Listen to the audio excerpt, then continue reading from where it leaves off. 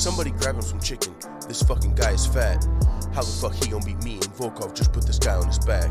I hope you know no one is scared of you, especially not DC. And you can call me Daniel Cormier or Double Chips. You know you cannot beat me. And yeah, I'm talking to Lewis. If you wanna scrap, we can do this. I know that you're black, I know you're a beast. I know that you're fat and you're stupid. I'm back on my bullshit and lacking my cool. At UFC 230, I'll spaz on this fool. He's not gonna beat me cause he's lacking the tools. This nigga can't breathe when he's splashing the pool. No cardio, hope. And it's probably gonna show when I take him down and I beat him up, cause that's all that I know. They call me Daniel Cormier. I'm coming to defend my title. If he think that he can beat me, then this motherfucker's psycho. Bitch, I'm gone. I'm sick of your bad back and you're still fat. Let's talk about it. I'm sick of you being black and wearing MAGA hats. Let's talk about it. I'm sick of you getting smashed and then coming back. Let's talk about it. Or we can get dirty at UFC 230 and you can get sparked about it. I'm sick of your bad back and you're still fat. Let's talk about it. I'm sick of you being black and wearing MAGA hats. Let's talk about it. I'm sick of you getting smashed and then coming back. Let's talk about it. Or we can get dirty at UFC 230 and you can get sparked about it.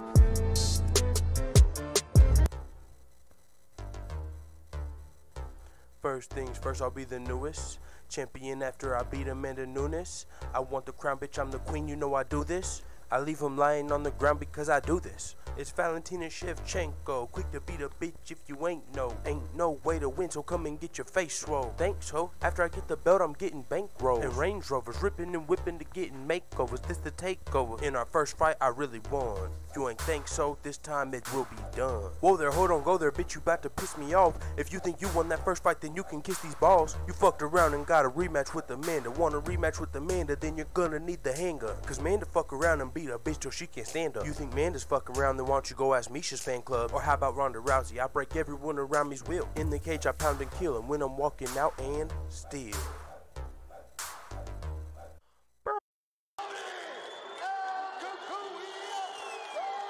Yeah, they wishing, they wishing, they wishing, they wishing, they wishing on me. It's Tony time, bitch, I don't care who's fucking with me. Staying away from tiramisu's a struggle for Khabib. You don't wanna fight, you wanna cuddle with me. My elbows are knives and I'ma cut you with these. I don't really give a fuck who's with me. If this fat fuck will make weights a big mystery. If you were smart, then you would probably pick me to submit Khabib at UFC 223. To submit Pettis at UFC 229. Tony time. Tony time. I knock out, sometimes I choke. I might be the lightweight GOAT. If my leg didn't get broke, would've probably beat Khabib. Then moved up and fought with Lee. Either wait for GSP. You don't wanna mess with me. Tony time. Tony time.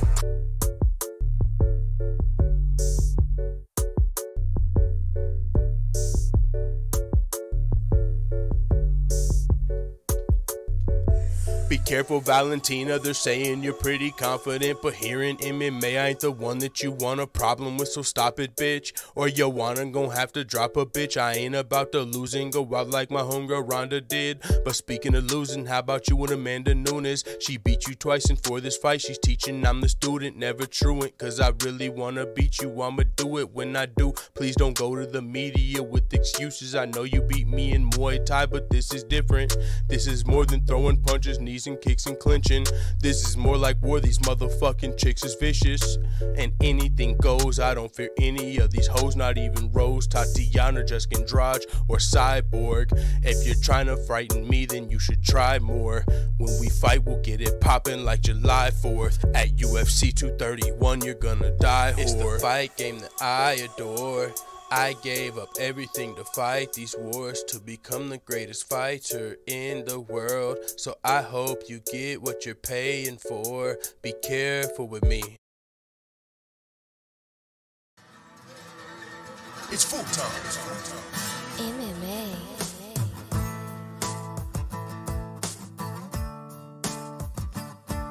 Well, the boys round here don't have no fear. James Vick's been talking shit, so I'ma kick him in his rear. I'ma kick him in his legs, then I'ma punch him in his ear. Yeah, I'ma knock this fucker out, then I'ma buy us both a beer. You see, I've had a long day with training and stacking hay, so I don't got time for all your bitching and whining. I don't know what you were thinking when you signed up to fight me at UFC Lincoln, but you had to be drinking. You had to be thinking that you were actually decent, but I'm about to prove you're not when I beat your ass this weekend. They call me Justin Gaethje, and I know you fucking hate me, but the fans all love me, and you they don't fuck with. Beat your ass, then get another truck with the money that I won and give the rest to my honey. See, the boys round here don't have no fear. We're fighting in the UFC and it's just you and me. Sing along while I get me a beer. Yeah, see, the boys round here don't have no fear. We're fighting in the UFC and it's just you and me. Sing along while I get me a beer. Yeah. What is going on, full-time family? Back to back. 2 shows in one day. Yes, we got some news. We got some shit to talk about. It's been a while. I had a lot of shit going on. We ain't been able to be live like we need to be to talk about this crazy sport that is MMA, you guys. So we're right back at it. And also, I got work tomorrow, so who knows if we're going to get a show in tomorrow, because we got a lot of stuff going on, plus this work shift I was able to pick up, so which is awesome. But with that being said, we got some MMA to talk about. Rose Namajunas, speak of the devil, set to defend her straw weight belt versus Jessica Andrade at UFC 237. You guys don't even heard the worst part. In Brazil? What? What? That's crazy. That's wild. Rose is going to Brazil to defend the belt. That's wild in itself. For one, it shows how badass Rose is. But for two, it kind of makes you think, wait, if you guys are telling us Rose was shaken up from a broken window, should we send her into this hostile environment? Because there could be all type of broken windows and shit in Brazil. The fans, they ain't going to be helping. Bro, just trolling a little bit. If I'm a fan and I'm rooting for Jessica Andrade, I'm going to have some beer bottles, right? I'm trying to help her win the title, right? I might, I'm taking my beer bottles, bam, like Stone Cold Steve Austin. Is that fucked up? Right? It's like if you're at a basketball game, you're trying to stop the other guy from making free throws, you're trying to distract him. Hey, over here, we want you to miss. We want our team to win. Hey, miss your free throw. I'm not going to hurt nobody. And it's going to be an accident. Oh, fuck, did I just drop 10 beer bottles? Fuck, someone pushed me. Beer bottles are breaking. There's going to be broken glass. Is that fucked up? If you do that for your home country woman? Just saying, just a thought. But that's going to be a hostile environment Rose Namajunas is going into. Is this kind of like booking Greg Hardy on the same card as Rachel Ostovich? Like, do we want to send somebody that was recently traumatized to hostile territory? But it's wild. Rose is badass for taking this fight.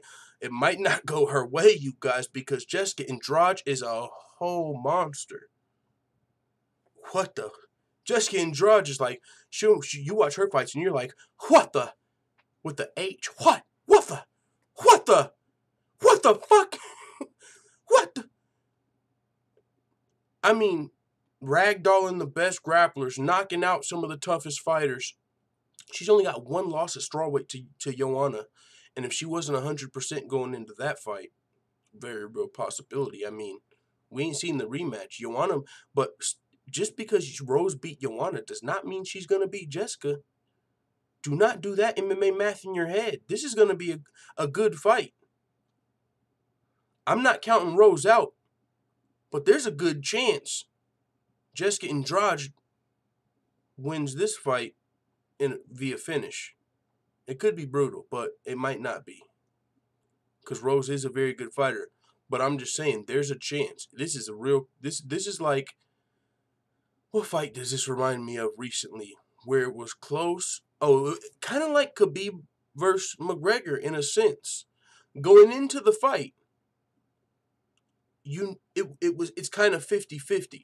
Maybe you're leaning a little more toward Khabib, clearly, but 60-40. But regardless, if Conor wins the fight, he's got the potential to go in there and embarrass. If he knocks Khabib out in the first round, he's going to look dominant. And if Khabib submits Conor or just out-grapples him, he's going to look dominant. So I'm saying both of these fighters have a chance to look dominant in this fight. But I'm going 60-40 Jessica on this one. In Brazil? What? Dude! What? This is wild to me. Bro, bring him to Vegas. Don't do this to Rose. Not poor Rose. What the fuck? She's went through enough. Why are we going to do this? That's... God, this is a hell of a fight right here. Jessica Andrade is fighting for a lot. She's got a lot on the line here. I'm talking her toughest fight camp she's ever went through, most rigorous, best training she's ever is coming. Rose is about to get probably a Jessica Andrade we've never seen before, and that's scary. Now Rose if she wins this fight, she's gonna have to we've seen she's got the knockout power, or she can stay on the edge, pick her apart. I mean, Rose, she could submit her. She could win this fight in numerous ways as well. I don't see her brutalizing Jessica Andrade like I could see vice versa, but she could for sure win this fight. Rose Namajunas, the current champion. She just beat Joanna Jędrzejczyk twice, and that's big.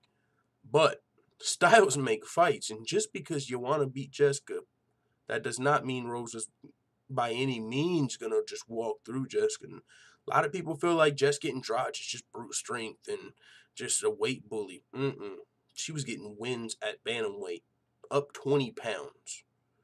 I mean, she's shown the ultimate discipline just to cut down to here. And what's on the line for Jessica, just regardless of matchup, regardless of size, regardless of fight history, she's not only fighting for this belt here, in a sense. Honestly. If she wins this, she's pretty much beat all the number one contenders, right? Right? I mean, she's been fucking them up. She's been beating number one contenders like title defenses. Fucking Tisha Torres, Claudia Gadelha when she was still ranked in the top 5, top 2. Ragdolled her. Tisha Torres, and then what she did to Karolina Kowalkiewicz, I don't think we'll ever forget.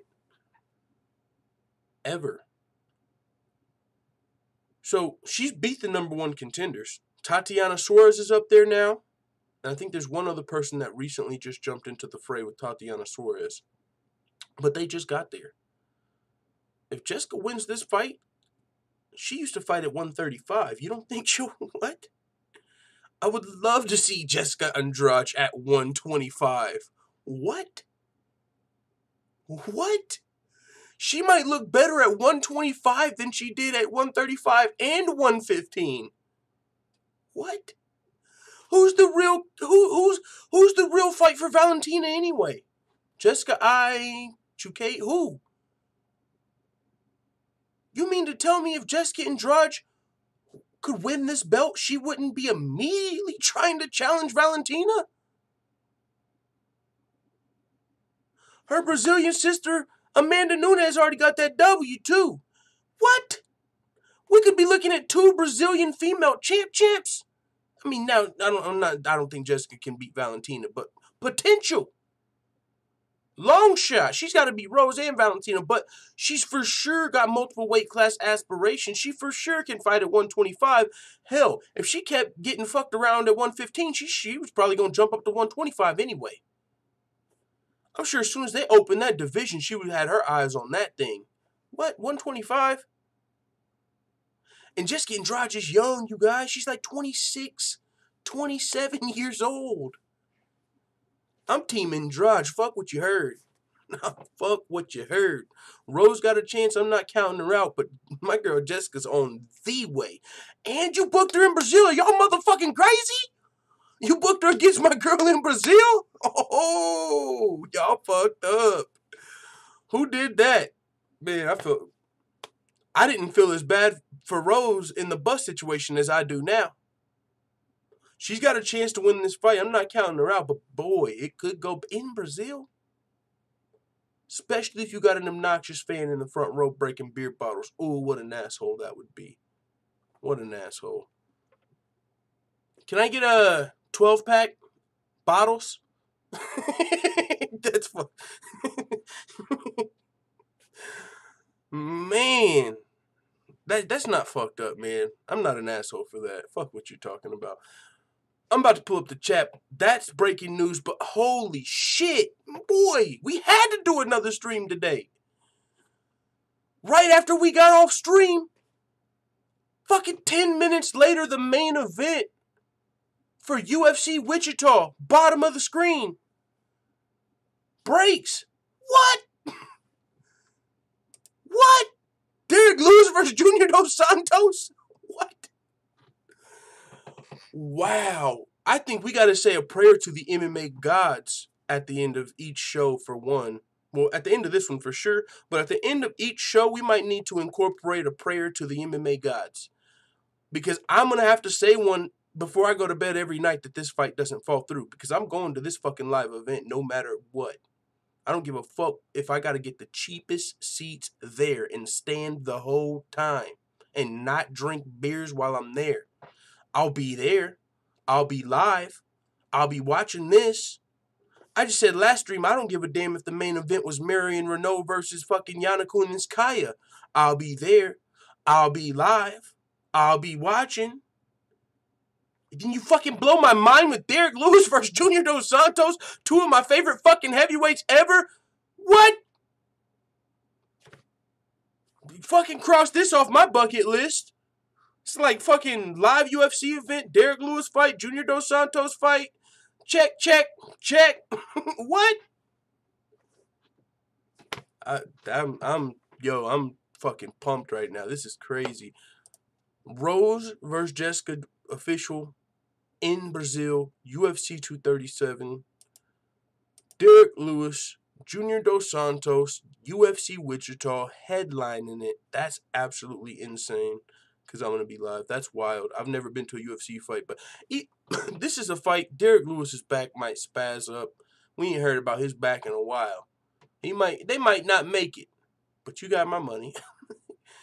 Yo, I'm trying to get tickets the day they come out, just in case they sell out, which I'm pretty sure they probably will, especially with a fight like this on there. I can't wait.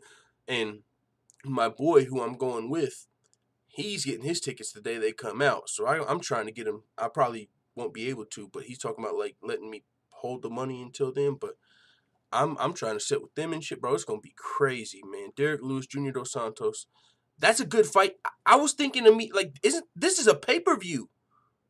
This ain't, you know what I'm saying? Roy Nelson versus, this is Derrick Lewis versus Junior Dos Santos. Derrick Lewis just fought the biggest fight of his life. He just headlined Madison Square Garden against the champ Daniel Cormier. Junior Dos Santos, $3.50 in the super chat. Help the bear. Yo, thank you, George Page. $3.50 in the super chat. Thank you very much. That is much appreciated. I'll be adding that to the ticker. Yo, thank you, man. Help the bear. But yo, Junior Dos Santos, he came back, beat Blagojevic, and he just beat Tai Tuivasa in Adelaide, didn't he? What? This fight could be on a pay-per-view co-main event, in my opinion. I really feel like that. And what is coming to my hometown, my home city, first debut in Kansas ever? 58 odd minutes away. I've calculated it. What? I'm there. I'm in there like swimwear. Derrick Lewis, Junior Dos Santos. The other fights announced are there's another heavyweight fight. Daniel Spitz fighting somebody. That one doesn't stand out. But Yana Kunitskaya versus Marion Renault has been talked about for that card as well. That's gonna be crazy. Let's pull up the chat. I need to see what you guys are saying about Rose Namajunas, Derrick Lewis, Jessica Andrade, fucking Junior Dos Santos. Absolute wildness. Sir John Rambo in here. Never write somebody off because they're on a losing streak, he says. Thug Rose, says Tay Brown. Man, Thug Rose got, this is a nightmare. This is a nightmare. Not the fight, the environment, everything. This does not bode well for Rose. If you're telling us she gets mentally shaken up from broken glass, or it wasn't just the broken glass, right? It could have been a terror attack. That type of shit I feel like happens every day in Brazil, and I've never been there. Last time the UFC went, they got fucking like robbed. So some of the staff, I think the last couple of times, like the last 2 times. Why would you put Rose in that situation? Her bus could literally get held up by like gunmen. That's not an exaggeration. That's a real possibility. She's going to have to be looking over her shoulders. And then when you get to the crowd, they're going to be, mujer, whatever they say, die, kill her. Cyborg just lost. You know they're going to be full-fledged for Jessica Andrade. You got Nunes, who they look at as a crayonch. Cyborg just lost. They need a new queen. Yo, this is not a... I feel like this is just a big mix of bad for Rose. Like, the fight's tough enough. Now you're adding this hostile crowd and all these potential whatever the hell's. Like, okay. But we'll see. I can't wait. George Page says, that be 3 weight classes for Jessica. Yeah, man, that'd be 3 weight classes. You're 100% right, bro. And then, don't stop there. Since we're going all the way into La La Land, like, imagining her beating Valentina. If she could beat Rose and Valentina, fuck it. What if she wants to step back up at 135? Defend Brazil's honor. Mini Cyborg. Trying to become the first 3 division weight champion. Fight Amanda Nunes. The fuck, you beat my homegirl? That's Mini Cyborg. Jessica Andrade. Cyborg gave her that nickname. Mini Cyborg. So, what if she could win 2 belts? Man, that'd be a long shot. You got to beat Rose. And then, even harder, you got to beat Valentina. But if you could, but Jessica Andrade, man, we don't know what she's going to look like at 125. She honestly might be on a whole new level at 125. Really. This girl used to fight at 135, cutting all the way down to 125. We see people have success when they move up weight classes. 125 could be Jessica Andrade's sweet spot. I would like to see Jessica Andrade versus Joanna at 125. Because that could be, I think that could be Jessica Andrade's sweet spot. 125? I mean, and we know that's Valentina's as well. But Jessica Andrade at 125, that would be, I would definitely tune in. And I would not count her out against Valentina. I wouldn't pick her to win, but I wouldn't count her out. And with that being said, if she did pull off an upset and beat Valentina Shevchenko, she could fight Amanda Nunes. First, try and fight for a 3rd belt. Brazil's honor. Beat that crayonch. What? Jessica Andrade. Man, it all starts here, though. 237 in Brazil. If she loses to Rose, none of that's even possible. I mean, she could still move up. But if she loses to Rose, that's going to...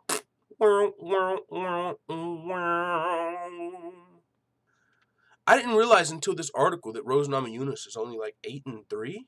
I didn't realize that. I was reading this article.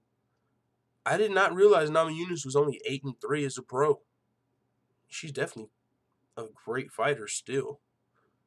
She's beat the strawweight queen twice.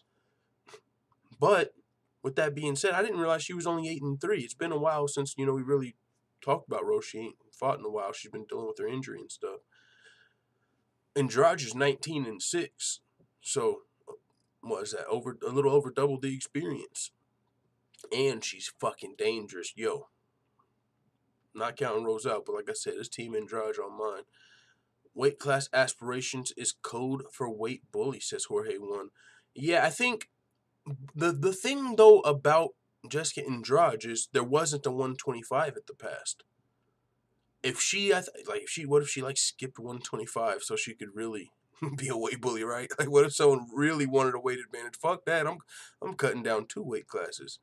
She didn't have that option in the past, but yeah, I think, and she's young too. Jessica Andrade is only like 26. Like, yeah, but I don't think Jessica Andrade as much of a weight bully because she actually tried out bantamweight too. It's not like she just didn't ever fight at bantamweight. She was always looking for the advantage. She was a small bantamweight and she still fought there. A lot of girls, tough competition, and she won some fights. There wasn't her division open. Valentina also did that as well. And when 125 opened up, she went down. But Jessica Andrade, she decided to go down before that. Maybe she felt like she could make 115 and some other fighters can't. But that's honestly, I think that's a credit to her discipline to be able to make 115. Like, if you were fighting at 135 to decide to make the cut to 115, that's probably a lifestyle change on top of everything else. So I fucks with Jessica Andrade. Tete Brown says, I'm not counting out Jessica. She has power, but she's not as skillful as Rose. I mean, she's skillful. She might not be as technical on the feet, possibly even, or, I mean, the wrestling. I mean, there's levels to this. There's different, in the clinch, who would you give the advantage to? Wrestling, who would you give the advantage to? Jiu-jitsu, do you give the advantage to Rose? Striking, if you're talking about technical striking, sure, I give that to Rose. But I don't think Andrade is just a brute force brawler. No skill. That's not all she does. She wouldn't have had any success at 135, I believe, if that was the case. And she's only lost 1 fight down here. You know what I'm saying? Like, she's only lost to Joanna Jędrzejczyk, and she's beat everybody else in a more dominant way than, like, all these girls she's beat. Carolina, Claudia. You've never seen anybody beat those girls that way. Like, you want to beat those girls, but not like that. A lot of these girls. So, I mean, if she's making the weight, you know what I'm saying? If you can make the weight, I'm not mad at you. Now, if you're somebody, to me, now this is my personal opinion of what a weight bully is. Someone that misses weight, and I feel like it's intentional, and they use their grappling. I feel like somebody that comes in overweight just so they can out-grapple you, that's what a weight bully is to me. Someone that's just really a wrestler, they cut a lot of weight, they're not really good anywhere but wrestling, and they try and use their weight to beat you that way. Like when Michelle Prasaris came in 5 pounds over Desmond Green and tried to out-wrestle him, get the fuck out of here. Like, that's what a weight bully is to me. When a wrestler or a grappler comes in overweight and tries to hold you down all fight. To me, that's what it is. And if someone that keeps missing weight, someone that shouldn't be fighting at that weight class because they can't make the weight, but they don't want to go up because they don't want to get their ass whooped, that's a weight bully. Jessica Andrade could go up and fuck shit up at 125. She's just got unfinished business at 115. And she's not missing weight down here either. And she's not just out laying on chicks by any means. If she's out grappling you, she's probably fucking slamming you around this side, and then this side. And then fucking powerbomb type shit. Like, whew. Yikes. In Brazil. London calling. I'm a little behind on the chat. I know I was reading it earlier. I was reading the earlier chat. I'll scroll down. Darren Till is a weight bully, says Slay Mundo. Yeah, he's had issues making weight. But he was going to go up to middleweight. But yeah, if you're somebody that just shouldn't be at the weight class because you can't make the weight, I think that's a weight bully. As short as she is, 135, a real cut though? Or what I'm asking is, what's her walk-around weight, says that weird guy. If you're talking about Jessica, not 100% sure. Mary Thomas says, less technique in striking doesn't mean less skill overall. Andrade doesn't always bum rush people. She waits for an opening first. Hey, salute to Mary Thomas. I'm telling you, don't sleep on Jessica. Don't treat her. Yo, you would be setting yourself up for failure if you come into this counting just getting Andrade out thinking she has no skill and Rose is just so elite. Like some Valentina Shevchenko versus Priscilla Cachoeira type. Like, what? No. I'm with you, Mary. LW, let's see. She'll have a chin advantage. Rose is going to have a good height and reach advantage, says Leon Dobson. That's potential. I mean, she might have a height and reach advantage, and hopefully she'll be able to, like, stay behind her jab with that reach advantage. But, I mean, height ain't much of an advantage. The reach will help you, but height don't mean much of shit. I mean, it'll help her. It will help her, though, in a clinch, like, to avoid getting taken down. Like, it's hard to take taller people down because it's hard to get their base up. But, and so that can help. But Andrade, I think she's skillful enough in the grappling, not just strong enough. I think she'll be able to get the takedowns if they get in that position. But, I mean, Rose is slick off her back. So, I mean, Rose is not out of it by any means. Rose can submit Jessica. Rose can knock her out, and Rose can win a decision. So that's why this is not as big as I am on Jessica Andrade right now. I'm by no means counting Rose out, but I'm like 60-40 Jessica. I am favoring Jessica in this fight, but I'm not counting Rose out. John Taylor says, is fishnet shot. David C says, I'm surprised Jon Jones seems to have fear to fight at heavyweight. I think he knows the big power difference can possibly beat or finesse his technique. Mary Thomas says, hell no, let Rose try to brawl with Andrade and see if she don't pass Karolina Kowalkiewicz on the way to the floor. No, that wouldn't be wise. Mary Thomas says, it's a 50-50, but I'm pulling for Andrade because I like her style of fighting. Okay, 50-50, I'm 100%. I think that's really good too. Yeah, 50-50 is completely fair. I might be only going 60-40 because this is in Brazil too. Ooh, that might just give Andrade the slight edge for me, but 50-50, completely fair. Elite XXL says, what? It's easier taking tall people down. Short people, it's a problem. I'm saying in the clinch specifically. And for what you're talking about, I think, is taller people, like if you're shooting for a double leg, because they have more leg, it's easier, harder for them to get low and stuff your takedowns. But I said in a clinch. In a clinch, you're trying to lift them up a lot of the time. And you see, like, taller fighters, their legs don't come up off the floor. Like, if you've seen anyone try and take down Stefan Struve in the clinch, like, wrestlers, they try and, like, lift you up to take you down, get you off your base. But it's hard to get them off their base because they're so fucking tall. So you're trying to lift them up, but their legs are still on the ground. So in a clinch, but yeah, like, if you're shooting for a double leg, it's probably easier on a tall guy. But Andrade doesn't just come out there and fucking just blast doubles nonstop. I think she could, get a double leg takedown. She's not just a pure wrestler coming in here like Tatiana Suarez. Like Tatiana Suarez, that's she's gonna fucking probably blast double, take your ass down. Whew, Tatiana Suarez. I'm glad this fight's booked so we can get to Tatiana Suarez because she's on the way. John Doe Slay Mundo, you'll do fucking nothing. But for pretend, the thumbs up in my face. Punch that shit, son, John Doe said. Yo, if you haven't yet, put down your bagels. Don't be a baby back bagel biting bitch boy. Do your boy a favor. Smash that thumbs up button like your middle name is Khabib. It would be much appreciated. Mary Thomas says, oh yeah, Tatiana Suarez will give Rose problems for sure. Man, Tatiana Suarez. I think she can give those divisions problem. I just don't know any females that have the wrestling base Tatiana has.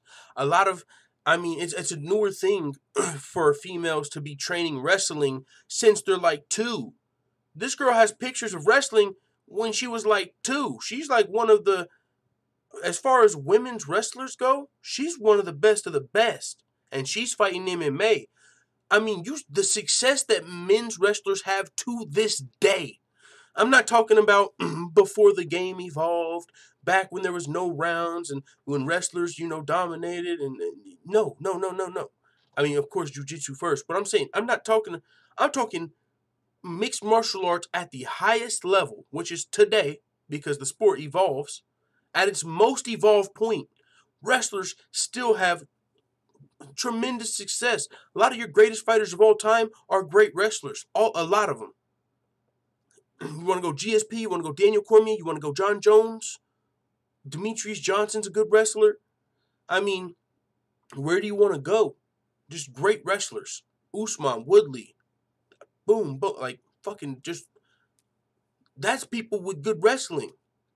That's on the men's side, most evolved form of MMA. Tatiana Suarez is bringing that wrestling to WMMA. That's a new breed we got working with Tatiana Suarez.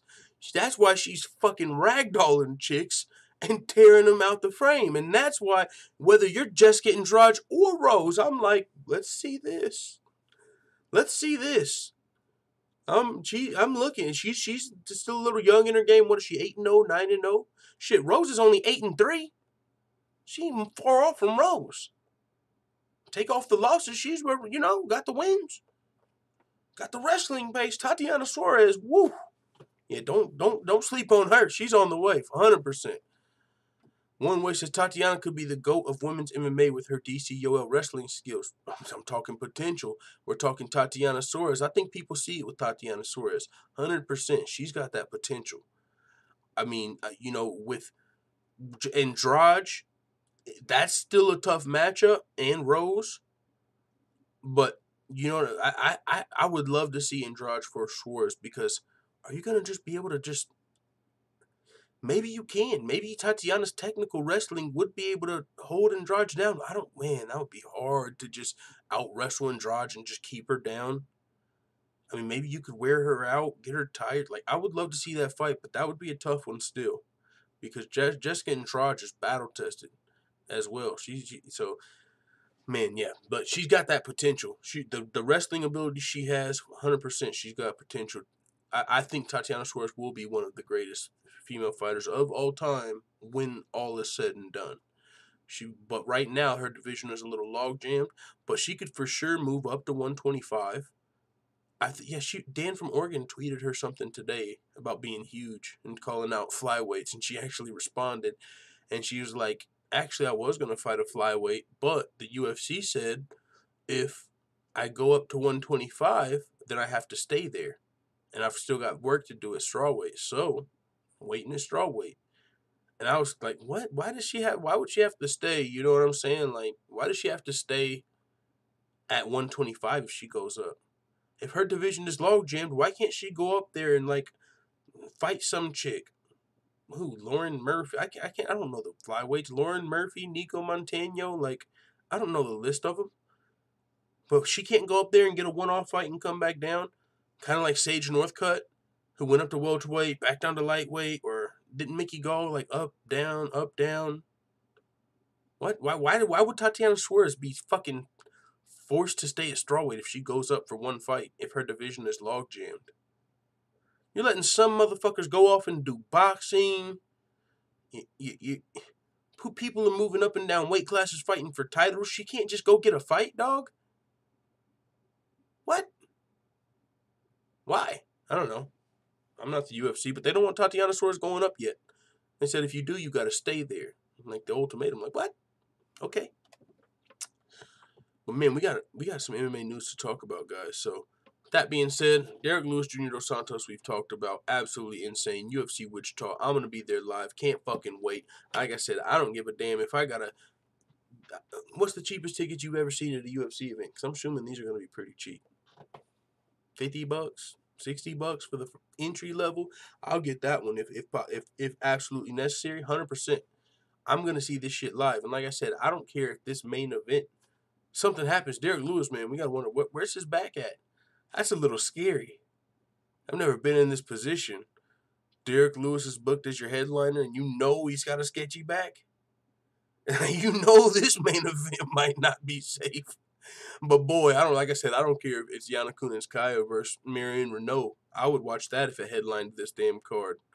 So I'm in there like swimwear. Tenshin Nasukawa was responding to Conor McGregor and providing a counteroffer. Alita Davidich says, Nunes has a fat pad around her middle. Probably is an advantage. I mean, a little cushion? A little extra cushion for the pushing? David C. says, like both JDS and Lewis, I kind of can't choose who I want to win, but I think JDS's boxing is good. Ooh, that's a crazy fight. Oh, that fight is so good. What the fuck? That's like a pay-per-view co-main event. UFC, you're spoiling us. What? That's absolutely insane that they would even... What, Kansas? I know we got a new arena, but... What? I didn't think we were that special. Tenshin, this is Conor McGregor, what he had to say on Twitter. 1 second. Might be time for a break. Yeah, before we get to the topics, the news topics, I'll let you guys choose. Simp segment or UFC Yankovic? First one I see, we're going to for the intermission.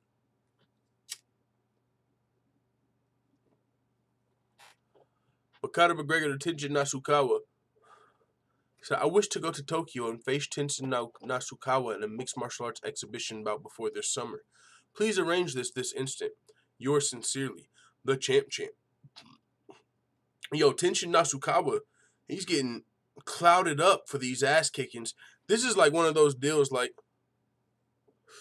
Mr. Perfect said simp, and then we get 3 yanks. It's like, damn, do I go with the first one or do I go with the majority? Fuck me. No, but man, he's taking L's out here. he got punched and it looked like a fucking springboard. Like he got punched across the ring from 40-year-old Mayweather. But yeah, that shit looked like a cartoon almost. Conor said, I want some of that easy money. What? And does Conor need this? I seen someone on Twitter was like, the liquor sales might be pretty low. You know, for Conor McGregor, maybe the proper 12 ain't hitting like it's supposed to. I don't know. Maybe not. But it's also just quick money. I mean, if someone told you, if you're one of the best fighters on the planet, you can go fight in an exhibition match for $5 million, you know, make some easy money. Now, the UFC would have to sign off on this. I honestly don't see that happening. I mean, yeah, Conor's got power. But I wonder how much he really still has. And bro, you got money, but you lost. You're still a big draw, but you know what I'm saying? Like, is he like walking around like he owns shit anymore? I would imagine if he sees Khabib in the hallway, he's got to tout that shit down a little bit. Right? A little. I mean, to my knowledge, he doesn't have any shares in the company yet. So if I'm the UFC, I'm not letting y'all. They don't let people do this usually. I mean, I would let it. I'm just saying, if you're the UFC and you normally don't, why would you? Maybe there's some, and it's a small, you know, it's not even pay-per-views. The UFC ain't gonna, Conor's gonna make $5 million. What the fuck? It seems like chump change for the UFC. Conor could potentially, yeah, it might not happen, but potentially, a mixed martial arts exhibition, he could get injured in an MMA exhibition match. In an MMA exhibition match, it's not just boxing gloves. They're spinning fucking heel kicks, takedowns, all type of shit. It's a little harder to kind of get, I mean, you can get seriously injured, but I think in MMA, in an exhibition, I'll say, and you can get injured no matter what you do. In an exhibition, though, with takedowns and, I don't know, you know what I'm saying? Like any arm bars, like, I don't know. And like I said, the UFC just wasn't letting Tatiana Suarez go up a division. You can let Conor go fight Tenshin for like $5 million. You're not going to get no pay-per-views out of it. It's not like a pay-per-view deal. But Tenshin responded. He said, Dear Mr. McGregor, thank you very much for remembering my name. I'm honored that you would even consider fighting me. 58 kg kickboxing rules would probably get us in the ring sometime in the near future. Like, I mean, if you're this kid, this is like a fucking present fell in your lap. Conor McGregor called you out. You just had the thing with Floyd. So now you're attached to 2 of the biggest fucking combat sports names in the world, thanks to McGregor calling you out. Everybody knows, not even just MMA, everybody knows Mayweather, everybody knows McGregor. Well, now motherfucking everybody knows Tenshin Nasukawa. Is he getting his ass kicked? Well, by goddamn yeah. Did you not watch that Floyd Mayweather clip? Spring this boy across the canvas. But he's getting the clout beat into him. If that's possible. Now, with that being said, Conor said mixed martial arts exhibition. Tenshin said kickboxing rules. What does that tell you? Don't nobody want no smoking MMA. Boxers, kickboxers. Conor ain't even a wrestler. They still don't want no smoking MMA. He's like, nope. How about kickboxing? I hear you're MMA and I'll raise you a kickboxing. He responded again and said, I will fight my Rise World GP this year, so please watch your diet and wait for me. Okay. I guess we all got to tune into the Rise GP and see what Tenshin Nasukawa does while we wait on the McGregor exhibition. No, I'm just kidding. But yeah, man, that would be interesting. McGregor kickboxing exhibition. That's what I was kind of thinking. Like, McGregor could kickbox. Now, the thing is, that would be a winnable fight for Tenshin Nasukawa. I'm not saying McGregor can't win. But I mean, if it was MMA, Tenshin's going to get his ass kicked, right? You got to defend differently, all type of shit. If it's boxing and he's fighting Mayweather, he's going to get his ass kicked. But what happens when you come to his world? He went to Mayweather's world. You can't just look at that and say, oh, he can't even kickbox. Clearly, you ain't seen this dude's highlights. He can definitely kickbox. He's a fucking beast. Or any of his fights. But, so yeah, if he goes to MMA or someone else's world, he'll lose. But what happens if they come to his world? What happens if Mayweather kickboxes this guy? What happens if McGregor kickboxes this guy? It didn't go his way when he boxed. He had way more success than this kid. Might be an even matchup in kickboxing. I don't know. That would be interesting for me. I would for sure watch. Because you would be going to his world. That would be crazy. Rugby Queen says, I know this isn't MMA, but Clemson is destroying Alabama 44-16. What? I don't even watch college football like that, but I've watched, First Take and Skip and Shannon and shit. I know about Tai Tungavaloa in Alabama. You always know about Alabama. Roll Tide. You don't even got to know about watch college football to know how dominant Alabama is. That's crazy. McGregor is a kickboxer, says John Taylor. I mean, in MMA, he's not just a pure kickboxer. It's not like how many kickboxing fights does he have on his record? Pro. Any? Yeah, he's more of a kickboxer in MMA because he's not a grappler. That's why I think it would be even. But still, there's different rules. It's still a little different. That's why I said it would be more even. I don't think Tenshin would just smoke McGregor, but it would be more even if you're going into his skill set. You're limiting yourself a little bit. You're used to having your hands probably a little lower fighting MMA. I mean, it's going to be a little different. That could even this out. Would McGregor probably win? Yeah, but it would be interesting if you came to his world. Oh, close enough. Tenshin is 125 pounds. Oh, he's a flyweight. Yeah, he'd have to bulk up.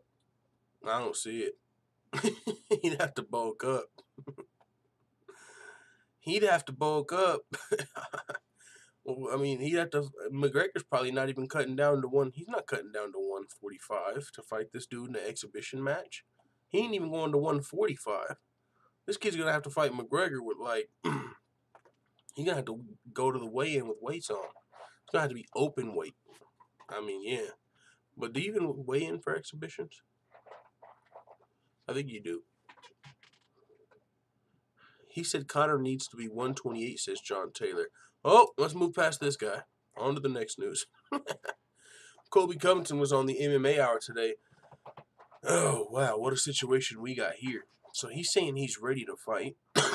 Ariel Helwani got his tweet, going with what the UFC is saying, or not the UFC, his sources. So, he says, in the end, while Colby Covington was ready to go for UFC 235, UFC chose Usman because his stock rose mightily in their eyes after the RDA win. His subsequent willingness to fight anyone on short notice in January despite being injured. Covington held out and it cost him. So this is what Ariel Helwani is getting from his sources. Ariel Helwani is legit. If he's saying it, this is what the official story is. That's facts. But what I'm saying is,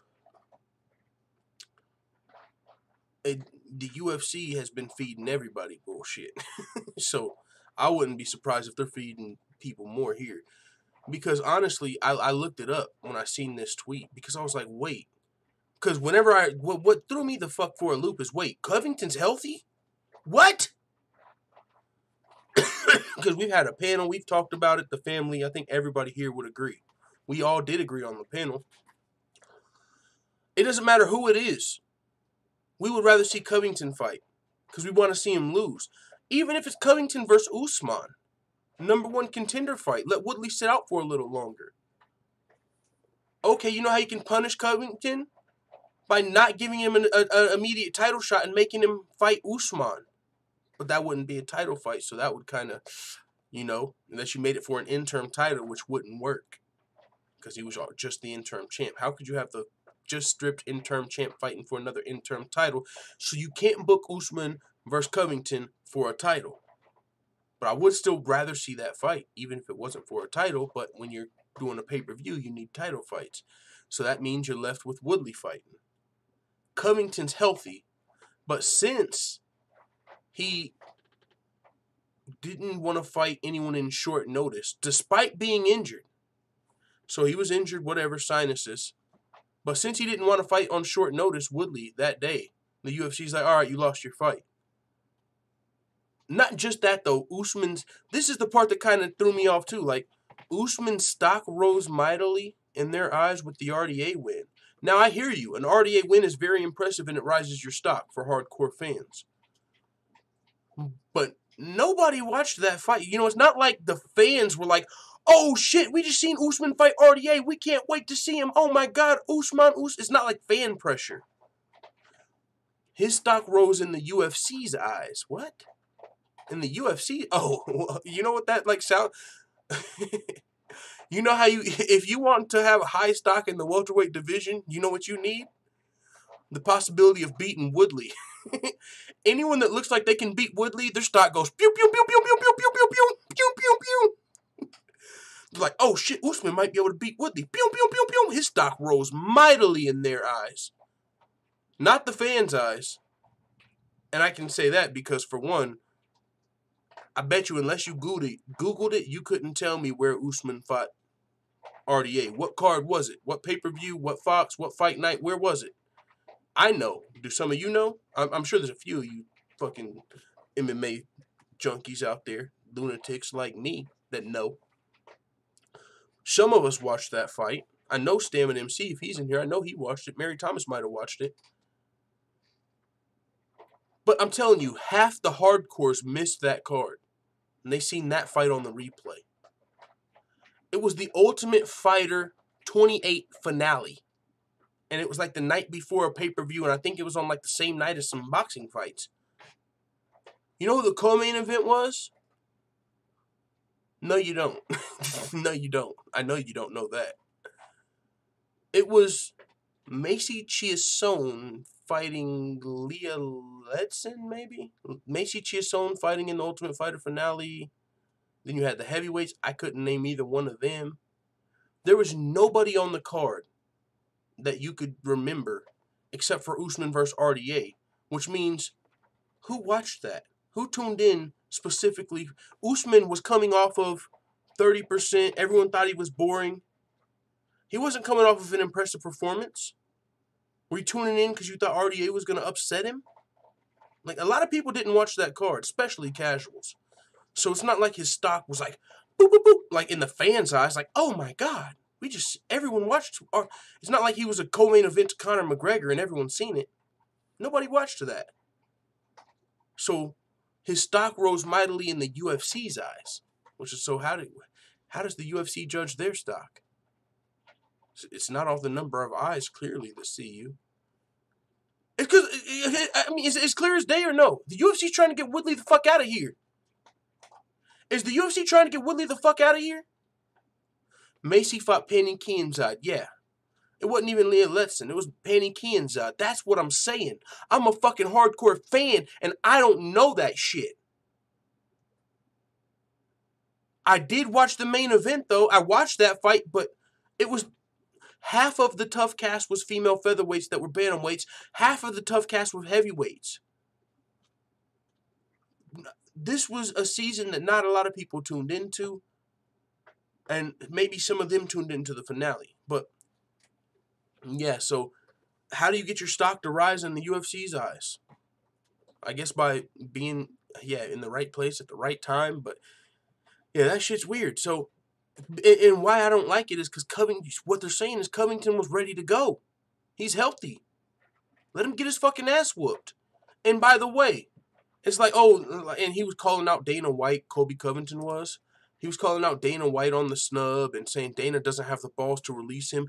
This is reverse fucking psychology. He wants Dana to release him so fucking bad. He knows he doesn't want any fucking problems with Woodley. He doesn't want any fucking problems with Usman. He wants smoke with the Big Show. He wants smoke with Triple H. He wants to go fuck up Roman Reigns. He wants to be a WWE fucking diva on the inside. 100%. I feel that way. This motherfucker's trying to go to the WWE ASAP. He don't care about the real belt. He let us know a year ago his plans was to be one of the first fucking fighters that gets a WWE belt and a UFC belt. But he said with the intention. He said Ronda Rousey went over there because she had to and she lost. He said I want to go over there. He let us know from the jump. He wants to go to the WWE. And so him and Dana White are boys. They were. They used to be. So you're going to tell me Colby Covington, Dana's boy, Donald Trump, woo! You're going to tell me your boy is injured to the point to where you're booking Darren Till, or maybe that's what pissed you off. Is that the straw that broke the camel's back? You just got this motherfucker a trip to see Trump. You pulled some strings for this fucking kid. Now you hate him?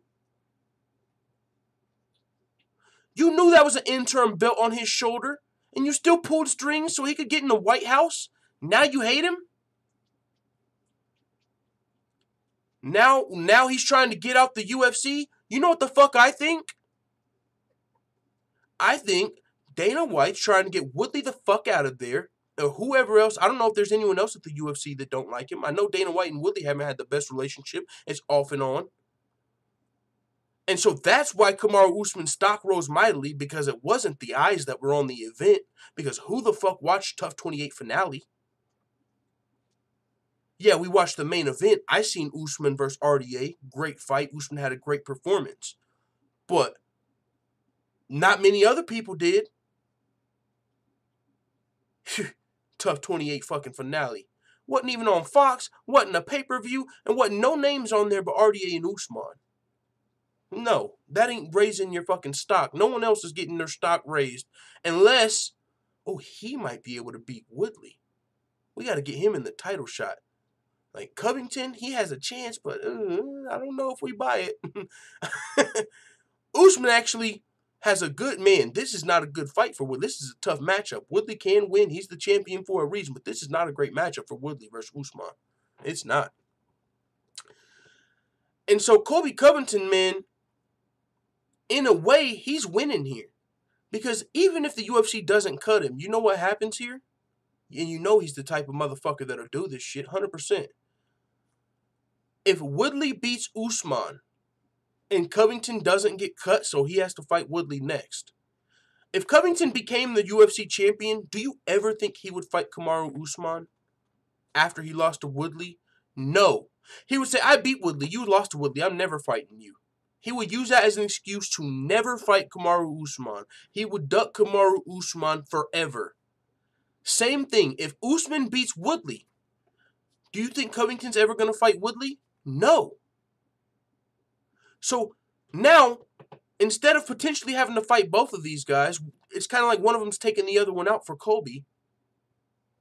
in a sense, Woodley, if Colby stays in the UFC, if he gets future title shots, which, what are you going to do? Completely abandon everything that Colby Covington has, you guys put him in Brazil. I mean, the whole Colby Covington, everyone wants to see him get his ass whooped now. Are you going to completely not capitalize on that? We all want to see Colby Covington fucking fight. Even the people that don't buy his bullshit want to see him just get his ass kicked one time in the UFC. Even the people that think he's putting on a fucking act. All right, it worked, motherfucker. We don't like you. It worked. As shitty as the act was, it worked. We don't like you. So, you're telling us there's a fight that we all want to see? And because Colby Covington, who you were just friends with, didn't want to fight injured, none of us get to see the fight. When did we stop giving the fight? Everyone wants to see this. We want to see Covington, even if it's to Usman. It don't matter who.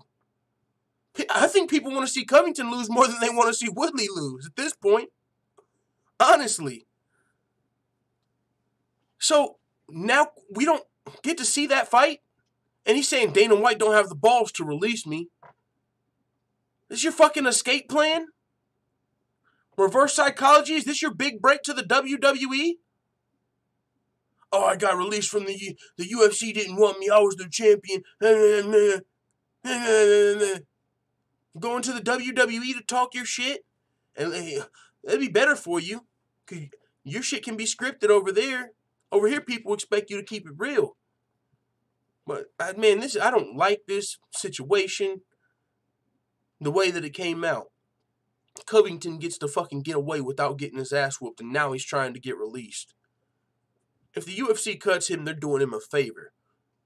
He knows he's got a WWE contract waiting for him. He knows it. He already got his belt. He's got pictures with the president with the belt. I mean, is it the real belt? Not to hardcore fans. But if he goes to the WWE, I was the UFC champion. Who's going to call him out on that? Unless they write it into the fucking script. The WWE fans are casual. They don't even know if Colby... They're going to see a picture of Colby Covington, president, White House. Oh, he's the champion. He was the champion. They ain't going to know he fucking ran from the... Someone's going to eventually call him out on that shit in the WWE. So eventually somebody will call him out. You weren't even a real UFC champion. You were only the interim champion and you ran. Someone's going to call him out eventually. What in the fuck? This dude, I'm telling you, he's trying. He thinks he's smart. This is some reverse psychology shit. He's trying to test Dana White. He went in on Dana White. He's trying to get cut. Where didn't this man just get you a fucking meeting with the White House? In your last interview, weren't you just saying the UFC wants you to be the champion and they don't want Woodley to be the champion? In all your interviews leading up to this point, you talk about how the UFC don't like Woodley. They don't want him to be the champion. They want me. I'm going to make the UFC great again. The UFC wants me to be the champion. When did you go from Dana White pulling strings for you and getting you trips to the White House and the UFC wanting you to win to now, I'm not fighting for the title even though I'm healthy, and if Dana White has balls, he'll release me. So you can go straight to the motherfucking WWE. This is some bullshit, man. I smell what Colby. I smell it out. He's trying to get to the WWE. You can't trick me. He said, I was ready to fight in January in California and fight Woodley then. In California, which that's crazy, they had to cancel that whole pay-per-view. Or move it. UFC 233 was supposed to be in Anaheim. They put TJ Dillashaw versus Henry Cejudo on ESPN +1, and then they moved all the other fights around. So they pretty much scrapped UFC 233 in Anaheim. And he's saying that he was ready to fight in January and fight Woodley then. He said, and if that was the case, then that would have been a title fight for the UFC. He said, I was ready to fight in November. The only time I couldn't fight is back in September in Dallas. But I couldn't fight because they offered me the fight on 6 weeks' notice. Oh, it gets better, you guys. And I was already getting nose surgery. I couldn't breathe out of my nose. I had mucus and blood draining down my nose into my lungs. I mean, I was literally at 30%. That wasn't no mistake. He's fucking trolling. He said he was at 100. He was at 30%. So he's saying, he's letting you know right there, he wouldn't fight at 30%. Usman, after the fight, said, yo, I just dominated at 30%. Which he still fought at 30%. So you're letting us know you wouldn't fight at 30%. Usman got you there. Someone made this joke on Twitter. They were like, something about an American, I don't know what the term they use. Something, you know how people who ever like Donald Trump, I don't know. How ironic, I don't know if they said Republican something. American getting his job taken by the immigrant who did the job better. They're saying Kamaru Usman did his job better than him and he's taking his spot. And he did his job better. For one, he did fight at 30%. And for two, he beat RDA more dominantly than you. So he did your job better than you, and now he's taking your job, the immigrant. Even though we know Marty's from Nebraska. I'm just kidding. But that is pretty funny. But now Colby Covington, he's saying, Dana, you don't got the balls to release me. If you're saying all this stuff to the media, then release me. But you ain't got the balls. If Dana releases him, he's doing him a favor. Colby Covington is blatantly fucking ducking both of these guys, Kamaru Usman and Tyron Woodley. It's blatant. He's got his interim belt. You see it in every fucking picture. He puts that thing on the desk like he's got the gold. That's an interim fucking belt. Dude, he didn't even fight the champion. And he's just toting that thing around to the White House, and you better bet if he gets cut and goes to the WWE, he'll be wearing this thing on his shoulder, pretending he's a real UFC champion. 100%. So, there's an update on Colby Covington, because he's been mighty silent through this whole Tyron Woodley, Kamaru Usman debacle. Colby Covington, the man of the hour, has been mighty silent. Now, the story is, the UFC is upset with Colby, so they won't give him the title fight. And so, Usman's getting his spot. But Covington's really getting saved here. Even if Dana White's mad at him, he's doing him a favor. You're saving him from an ass whooping. If you really are upset with Colby, don't you want him to go in there and get this ass whooping? I don't know. That's what we want, the fans. Mike Winkeljohn promises a lot more finishes from Jon Jones after his UFC 232 comeback. Come on, you guys. What the fuck, man? You guys can't be doing this to me. Are we going to keep it real on this show, you guys? Have I been keeping it real already? Should I just keep it... Are we serious? You can't make this shit up.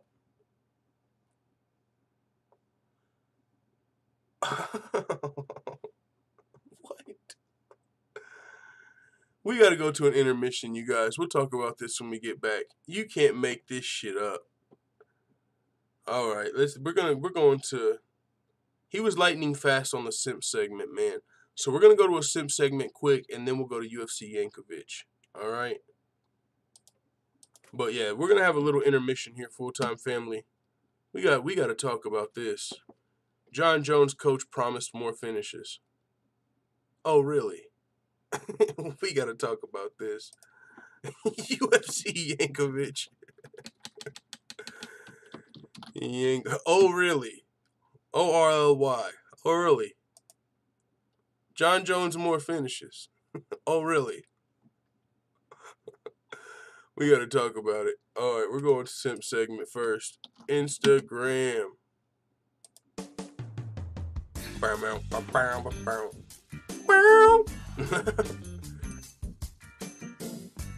Megan Anderson. Is she preparing potentially for another fight or just getting in her daily work? She said she wants smoke with Nunes, potentially Cyborg. I'm telling you, Megan Anderson versus Cyborg, they should put that on UFC 237. 100%. In Brazil? Oh yeah. Megan Anderson versus Cyborg, let's get her done. Paige Van Zandt getting ready for her fight with Rachel Ostovich. Coming up at UFC on ESPN +1.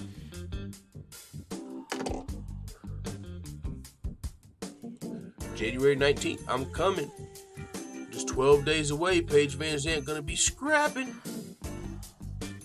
Claudia Gadelha getting back to it at the UFC Performance Institute, coming off that heartbreaking loss to Nina Ansaroff.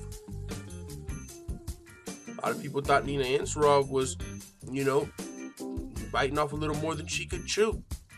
But I did say, she's training with the American Top Team. She's scissoring with Amanda Nunes. No, I didn't say that. I'm just kidding. That's a joke. I did say she's training with the American Top Team. She's training with Amanda Nunes. And that can do nothing but make you a better fighter, 100%. Kind of like Kayla Harrison. She's training with American Top Team. Training with Amanda Nunes. She did it for a full year, actually, before her first pro fight, which is even more impressive. I don't know what that is. We got some eyes, some sleepy eyes. That ain't Sim segment approved. Felice Herrig. She's coming off that fight in Madison Square Garden. Lewis versus Cormier. She fought, I forget exactly who. If only I knew how to salsa, she says. Alright. Speaking of salsa, back to the stream. I got some salsa for your ass. And then we gotta talk about it. Where's my Despacito? I was feeling this shit earlier. I got some salsa for your ass. I wish I could salsa every time I hear this motherfucker. What? Don't play me, YouTube. Whoa. We don't want to hear that shit. Where did you come from? Where did that come from? I butchered your face. Who the fuck is that guy?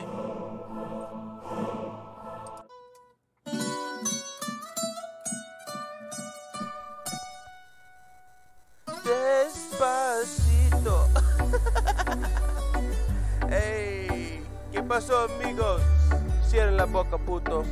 Españolitos en la escuela. You know they call me Mr. Moreno. My submissions are hot like they jalapenos. Ask the Mexican fans, they'll tell you that they know Sergio Perez is faker than homemade pesos. This fool better put respect on my jiu-jitsu. If I catch you slipping, I am gonna submit you. Heard you got a car bomb put in your Hummer. Oh wait, shit, never mind, that's your brother.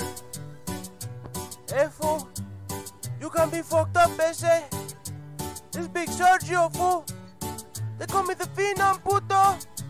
Hey, you call me faking now, it's time to beat your culo. Brandon Moreno is a pinche puto. Chupa mi huevos when you chupa menudo. Pinche puto. Hey, fuck Brandon and fuck his jiu-jitsu. He ain't about to choke me out, I'm about to choke this dude. He thinks he can submit me up in Mexico City. I'ma do him like Felice did and leave this boy shitty, then I'm gone. Fuck y'all know about that Despacito. We're about to talk some Jon Jones. We got one more song. Fuck it. Intermission. I done did a lot of drugs in my day, yeah I said it, but I'm still gon' kick your ass, Gustafsson, I hope you ready. When I got into the crash, I ain't know the bitch was pregnant, but they treat me like a murderer, so motherfucker critic. Bitch, I'm ready to fight, and we can fight till the death. I'll hit your ass with the right, then with the right and the left, then kick you right in the chest, and have you fighting for breath, and then I'll turn the pressure up when you would try to get rest, leave you no time to adjust. Daniel, I'm coming for the title, so quit hiding your necks, because I'm right at your neck. Yeah, you can try and fight Lesnar, fighter, but when you fight him, what's next? That's right, I'm the best. At UFC 232, I'll get my title instead. We gotta talk about it, you guys. What is this we have on the dais? Mike Winkeljohn, Jon Jones' coach, the coach over at Jackson Wink, hashtag Team Cerrone. So you know we ain't fucking with Team Wink. I'm just kidding. That fight's over. But seriously, this is wild. So do you guys remember, by the way, this is just something that comes up when we think about Winkeljohn and Jon Jones now. Donald Cerrone was on the Joe Rogan podcast saying something about one of their directors, or one of their coaches, the wrestling coaches. He said like his biggest accolade was like getting busted allegedly for selling steroids to his students. Shady character, right? Steroid old past. That motherfucker might be in jail right now. He might be how Jon Jones. I don't know. His spot was already hot. I'm just saying. I wonder if he's still the wrestling coach of Jackson Wink. I don't know. But that's not even what we're talking about. We're talking about Mike Winkeljohn promising a lot more finishes for Jon Jones after his UFC 232 comeback. Well, he's already been getting more finishes since his comeback. Remember he knocked out Daniel Cormier in the 3rd round? Overturned. He just finished Gustafsson. He didn't finish them the first time around. Clearly this motherfucker's getting more finishes. But what's wild... Am I missing something here? This dude's allowed to fight, and I know it's just a picogram. But I almost feel like he's like rubbing this shit in. I almost feel like he's rubbing it in. Like, could you imagine if you're Gustafsson right now and you read this headline? Like, this dude just fought me with a picogram in his system, and now his coach is like promising more finishes? Well, yeah, no shit. You get to special privileges. You get to fight with some shit in your system that's not in any of our systems, and I get it. You guys say that there's not enough, but guess what? We don't get any. It don't matter if it's a picogram, a pictogram, a pictograph. We don't get nothing in our systems. Nothing. We even got to be extra fucking careful because we might take a fucking Tylenol and pop for Turbinol. These motherfuckers are probably paranoid when they walk into a CVS. Turbinol might be in the fucking air. And if they pop for it, you're fucked. 2 years. Boom. Career. You look like a cheater. You're losing sponsorships. All type of shit most likely. You're probably losing sponsorships. You pop for fucking steroids and you're out for 2 years. So no one else gets that fucking benefit of no doubt. This dude has a history, and he's getting these... And you're telling me he's going to get more finishes? Am I tripping for thinking he's rubbing this in? Like, could you imagine? A lot of people are already skeptical and feel like Jon Jones is getting special privileges, treatment, whatever. People don't know what to believe as far as credibility and USADA is concerned at this point in time. There's a lot of people, and I think it's completely fair to have your own skepticisms. And so if you're one of those people that are looking at this kind of skeptically, like, what? This just isn't adding up, this whole Jon Jones situation. Let's say you're one of those people that believe Jon Jones, who conveniently had this in his system around fight time. And his coach is coming out saying he's going to get more finishes? Well, I fucking bet. He just did. So, that's loony. I was like, what? Is he rubbing this in? Like, in Jon Jones, right? The substantial assistance clause. If he is getting that benefit of whatever, like, if they're allowing him to fight because of that and that only, and they said this could be in his system forever. Well, yeah, I bet he's probably going to get a lot more finishes. Anthony Smith, be careful. I don't know. He is going to be fighting Anthony Smith coming up, but he is enrolled in VADA. He's enrolled in USADA. Those drug tests are going to come up, and hopefully they come up clean. But honestly, I don't even know if they're supposed to at this point. Because they're saying this could be in the system permanently, or it could resurface, it could pulse. And so, if that's the case, aren't his tests supposed to be dirty then? I mean, at least for the picogram. So maybe as long as he doesn't have anything except for the picogram, he's good. So the situation's a little sketchy because with these VADA and USADA tests, what result are we supposed to expect? Are these tests supposed to be clean, or are they supposed to contain a picogram?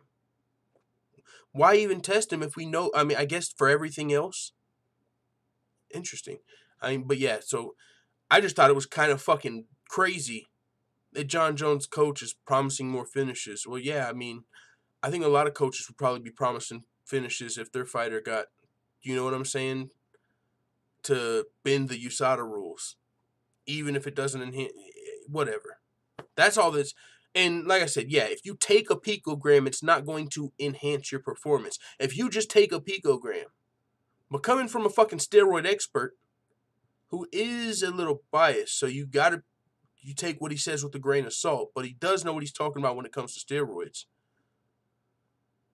He's saying you can't take a picogram. It's too small. It's a grain of fucking salt chopped into 60 billion pieces, thrown in an ocean-sized swimming pool. We get it. It's a way small amount. But Chael says, yeah, you can't take that amount. No one's asking, is that what's left? That's the amount that is left in his system. A picogram, you can't take. And so unless a picogram pulsed up, they're saying if he had clean tests in between, then this had to chill. I mean, I don't know. They're saying it's not re-ingestion. What the fuck ever. It is what it is. I just thought it was crazy that Mike Winkeljohn is promising more finishes from Jon Jones when we clearly already fucking see that. And there is clearly an asterisk beside these finishes. Possibly, to some people. But yeah. Moving on to a few more topics. Let's pull up the chat, though, for a second. George Page says, once Jinh Frey got a second fight, she's vacating her title to do tough for the Atom weight class. Wait, are they making the Atom? Either Carla, Tisha, maybe Michelle Waterhead will coach tough for women's Atom. Is that official? Y'all see Ngannou folded blades like a chair with the overhand? Yeah, that was an early fight, man.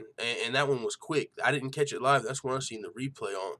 That was wild. Ngannou let you know, hey, I still got that thunder. Kane needs to not let his pride get in the way and try to stand with him. And set Ngannou and get him down. Set Ngannou's and get him down. George Page, what? She can't afford to lose to Zhang Mary, keeping Torres. Okay. He said they want her and Carla to coach the next tough for the atomweight division. Hey, that would be crazy. That would be interesting. You know, if you're going to fold women's featherweight, maybe. I mean, we don't know what they're doing with that. It seems like they probably are going to get rid of it. Even the tough girls. The girl who won the show is making her debut at bantamweight, so I don't know what that says for the featherweight division. It's not even on the UFC.com anymore. We know they're getting rid of 125 men's, so it would be interesting if they got rid of two divisions and then they decided to add another one. You know, that would be. There are a lot of girls that could fight at atomweight. Remove Lizard says the coach is a troll like Jon Jones. Only when it comes to his favorite fighters. When it comes to his bias, he'll definitely troll you. And you know what I'm saying? If it comes to Cyborg or Shevchenko, or if it's Joanna or Nunes, you know. $80 a picogram over here. Come and get it. Yo, I got those picograms, dog. 80 a picogram? Yo, you're hitting. That is high. Holden Macy is fighting at bantamweight, but she barely made featherweight on tough. And she won the show. Junior whooped Brock, and he was loaded with PEDs, says George Page. Yeah, Daniel Cormier, he's beat a lot of fighters that were probably on PEDs. That's for sure. Because PEDs don't guarantee a win, especially in MMA. You have to have skill, and then even then, the PEDs are just a boost, but anything can happen. You can still get your fucking block knocked off. You can still get knocked out. It don't matter how many fucking PEDs you're on. If you catch a right hand from Francis Ngannou, you're going to sleep. Now, will it help you in the fight? Maybe make better decisions? Maybe be a little quicker, swifter? Possibly. Stronger, better, faster, smarter? Yeah, it's going to help. It's not going to win you the fight alone, but it's going to help. And other people don't get that help. That's a fair price, dog, says Slay Mundo, bro. You know what a picogram is? It's seriously like a grain of salt chopped into 100 million pieces, divided by 18, plus 5. Khabib Nurmagomedov responds to fan backlash after manager dismisses Tony Ferguson fight. And he got a lot of heat, a lot of criticism. Because, boy, it's not Khabib coming out here and saying, I want the money fights, but he's letting his manager do the talking. His manager is out here full-fledged in money fight mode. He ain't thinking about nobody but money fights, and he's saying his defense, well, Khabib's my brother. My job is to get him the most money possible. My job is to get him the most money possible to set him up for life. Your job is to get him the fights that he wants, right? That's what a manager gets you, the good fights and get you to the title. I mean, I guess, yeah, that is your job too, to make him money. But if Khabib if it's in his character to specifically not go for money fights and to call people out who go for money fights and to say he's here to humble the game, to then do a 180 and call out, I'm surprised he ain't called out Tenshin Ali Abdelaziz for Khabib. I'm surprised he ain't calling out Tenshin Nasukawa yet in a wrestling exhibition. Fuck it, boxing exhibition. That's better. That would be closer. Fuck it, Khabib versus Tenshin in boxing. We're just looking for quick money now? Is that what we're doing now? Because I could have swore Khabib called out Conor McGregor and said, you only fight for money. I fight for legacy. You only fight for money. So now that you're in Conor's shoes, what are you doing? Are you, what? That is just not the message you sent off before, bro. It's actually the opposite. It's one thing if you were just humble leading up to the point and you didn't call people out for it and you just had never had money, so you know, like, hey, I'm not going to change up. You just don't know any better because you've never had anything. And then you get money and shit changes. But if you specifically come out calling people, you fight for money, you fight for money, I fight for legacy, and you come out and proceed to fight for money, that's a bad look. Like, anybody but Khabib, I felt like, would be going for the money fights. But his manager, that's what he's looking for. We've seen Khabib entertain the Mayweather fight, the Conor McGregor rematch. Not much talk, and actually dismissing, his manager dismissed the Tony Ferguson fight, that if you ask fans, regardless of how many times that fight has not happened and been booked and broke our heart and been canceled, we still want to see that fight to this day. We still want you to try and put that shit together because that's how much we want, the fans want to see this fight. Oh, by the way, is the UFC, is this a trend of not giving the fans the fights they want? Because everyone wants to see Covington get his ass whooped. But the UFC seems to be holding a personal vendetta against Colby Covington because he didn't want to fight Woodley on short notice. And so now he don't get a title shot. So the fans want to see Covington. The fans want to see Ferguson. But it might not be in the cards. Even though it's what the fans want to see. But so he's having to defend his position. Because everyone's like, yo. And even if you watch MMA World, some other YouTube channels that put the clips together, they clipped it up. They had the clips of Khabib saying, you fight for money, I fight for legacy. And talking about being humble and all of that. And they clipped it up with what his manager's saying now and how it's inconsistent with it's a complete 180. But responding to it, this is what Ali Abdelaziz recently said. He said Tony Ferguson would 100% not be the next opponent for Khabib. 100% he's saying it's not Tony Ferguson. He said the biggest money fight he can make is what we're looking for. At the end of the day, Khabib doesn't need to fight anybody else for his legacy. He's done what he's done. He's 27-0. He's 12-0 in the UFC. He's never been dropped. He's never even been caught. What? You not forget, leading up to this point, everyone talked about the time that he got clipped by Michael Johnson? He definitely got caught. He didn't get dropped. He got caught. He's never been knocked down. Oh, yeah, and he's never lost a round. Well, McGregor got one. Let's talk about GOAT. No, not multiple weight classes. Resume's not near as impressive as the GOAT's. I mean, he's up there because he beat Conor, but no, he hasn't cleared out the division. He hasn't fought the fights that people wanted to see. What legacy fight has he had except for Conor McGregor? Edson Barboza wasn't a legacy fight. He wasn't the champion. I don't even think he was. Yeah, he's not even a former champion. Al Iaquinta wasn't a legacy fight. Yeah, he can go on. At the time you fought him, he wasn't.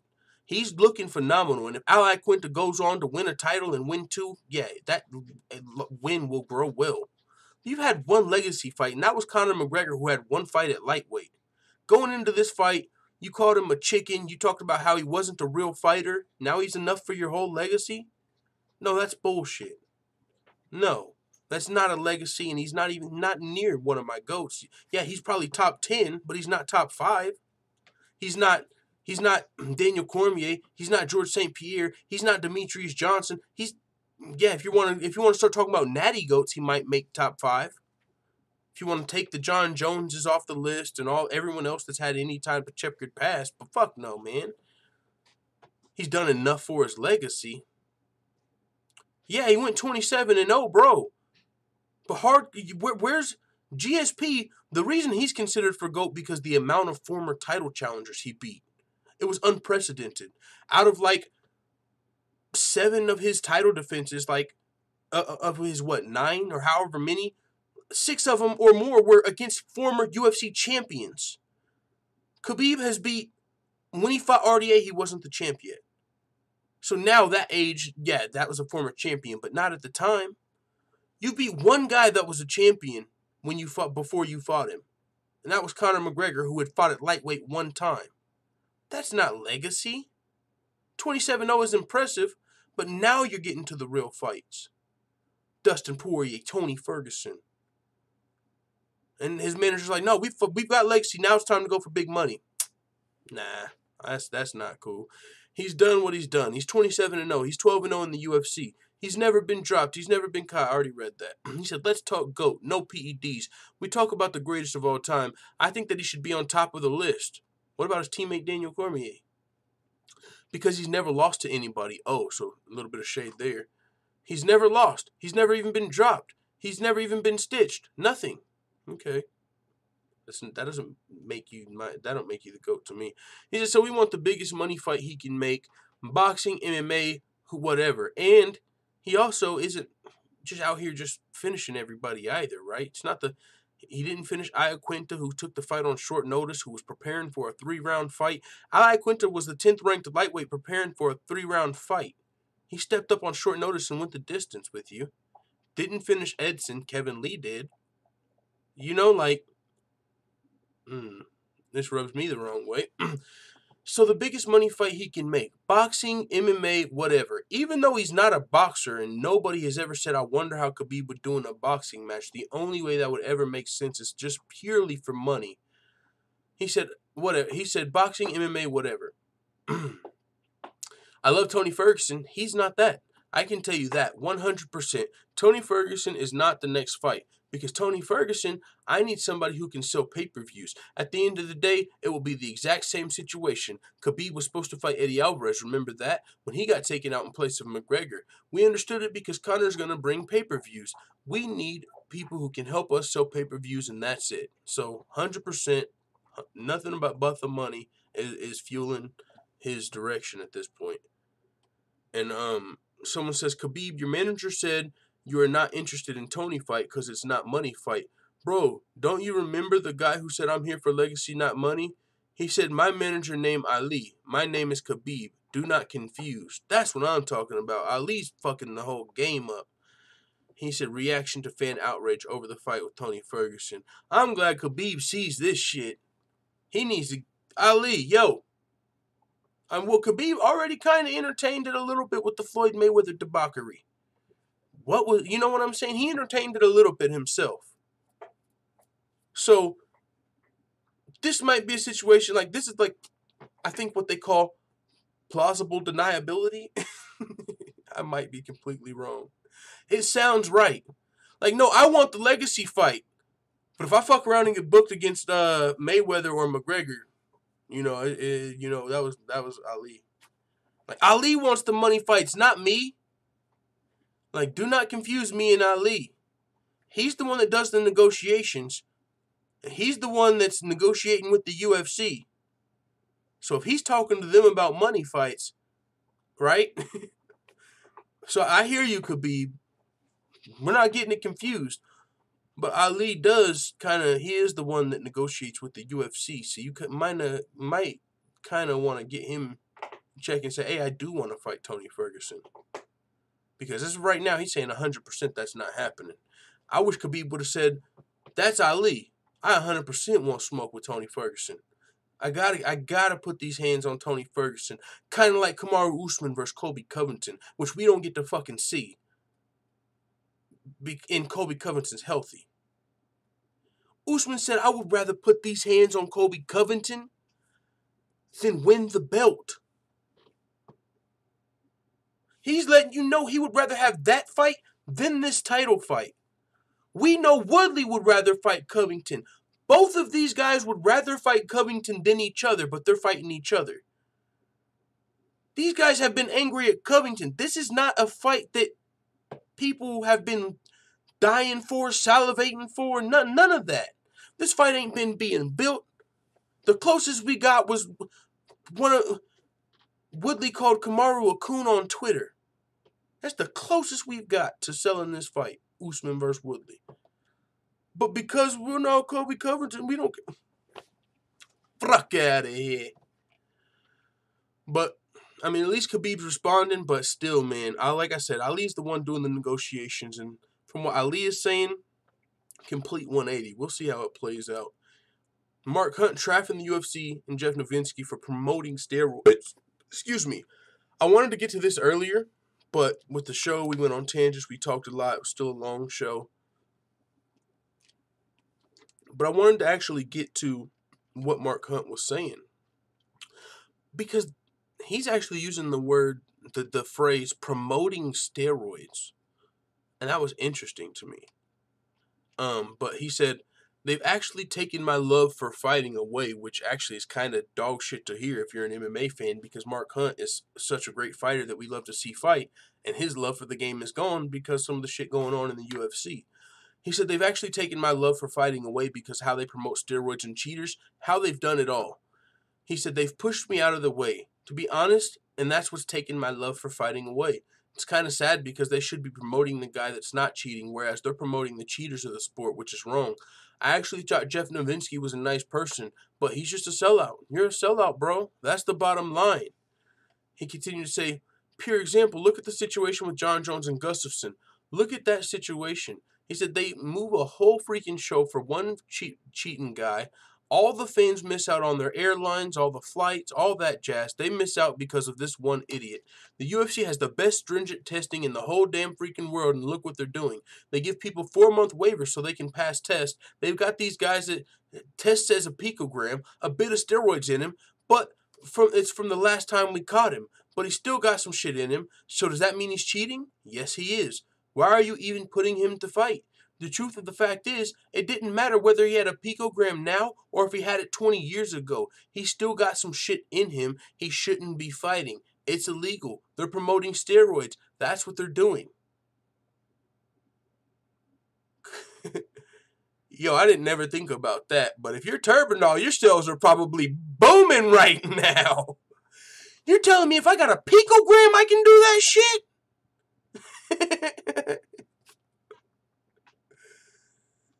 I need all the picograms you got. You said it's 80 a picogram? Damn, that's kind of high. I'll take it. That weird guy says, good night. Yo, good night, that weird guy. Genesis, you ready to come out the shadows now, says Mary Thomas. Oh, we got Genesis in here talking all that shit when I can't respond about the raccoon hat. Kayla Harrison hater in here. I see you, Genesis. Hating on the hat. Mad you can't wear it. I'm going to get you a signed one, though. I got you. Good night, Dennis. Oh, that's Dennis going to sleep. Okay, maybe not that weird guy. Good night, Dennis. Microdosing is a great vidya, says Halita Davidich. A great idea, I think you meant to say. Cadbury Hardwell says, Dana doesn't like Usman or Woodley. Kill two birds with each other. Yeah, and it's convenient, right? Woodley gets, or Covington, who was Dana's boy, gets to sit out of this one. And Dana White, Dana White hasn't came out yet. He has said that Covington doesn't want to fight and seemed frustrated. But now Covington's coming out and calling out Dana White. It's like one of those situations, right? Like, this is going to hurt me more than it's going to hurt you. He probably texted Dana White right before he went live on the air today. Dana, this is going to hurt me more than it's going to hurt you. He got on there. Yeah, Dana's a scumbag, man. He won't let me fight Usman or Woodley. Murrr. Saved your fucking ass, kid. He just got you a fucking trip to the White House. I'm sure you're still grateful. You said Donald Trump was your idol, a living legend, and this man let you meet him in the flesh with the fucking interim title. You should be kissing Dana's fucking boots. He just saved you an ass whooping right here. This is Colby Covington's great fucking escape plan. And it ain't flying past me. This dude's trying to get to the WWE without catching these hands from Usman or Woodley. He don't want smoke with neither one of them. He's trying to tuck his fucking tail, come out here. Dana White don't have the balls to cut me. Reverse psychology like a motherfucker. You won't cut. You've probably got a WWE contract already signed. You just can't turn that motherfucker in until you're officially cut. You probably printed your own WWE contract up. You got one of your good wrestling friends and made copies, put some white out on that motherfucker and signed your name. You ain't getting this escape. Dana White don't have the balls to cut me. Fuck out of here. Salute to Mark Hunt, man. He's got a good-ass point there, though. Brock Lesnar, Jon Jones, just weird they happen to be two of the biggest draws, even though their whole, you know what I'm saying, whole history of cheating the sport, as little as it may be. And it sucks, like I said, I mean, well, I don't think there's many people that believe Brock Lesnar's innocent, but there are a few select people who you know, just, they don't want to see it from Jon Jones. You know, like, you don't want to believe he's cheating. He's too good. You know, and I get that. But, I mean, fucking fool me once, right? Fool me twice. What J. Cole say? Fool me once, shame on you. Fool me twice, shame on me. Fool me 3 times, load the peace sign. Fuck the choppers, like make it rain on you. You know what I'm saying? This motherfucker's fooled me 3 times. There ain't even a saying for fool me 4 times. I can't buy it. When he fails the next one, or when the UFC pulls his fucking card, keep in mind, USADA can pull Jon Jones' card any time they want if he stops cooperating. They highlighted that. They put that shit in bold. They said, yeah, he's providing substantial assistance. The clause is right in front of your fucking eyes. They're like, so let us get this straight. Does this mean Jon Jones has to, like, snitch? Like, by providing, they're like, this is what the clause says. And it also says he has to continue cooperating or we can suspend him for this picogram. So whatever cooperation is going on, they could literally pull this card. And so that's not the hill you want to die on. He fooled you 3 times. And USADA said we can pull his card any moment now if you don't keep helping us. So it's like they've got Jon Jones under the thumb right now. He's kind of got to do whatever. It feels like. Alexander Gustafsson calling out Corey Anderson for UFC London showdown. I was talking about this fight potentially earlier. Since Corey Anderson didn't get the title shot, boom, #1 contender. Gustafsson versus Corey Anderson. And Gustafsson wants the smoke. It's good to see Gustafsson wanting to remain active, stay active. I like to see that. Let's go to the call out on Instagram. Oh, well, never mind. I have to actually put it up here because it's not hyperlinked. So, no problem.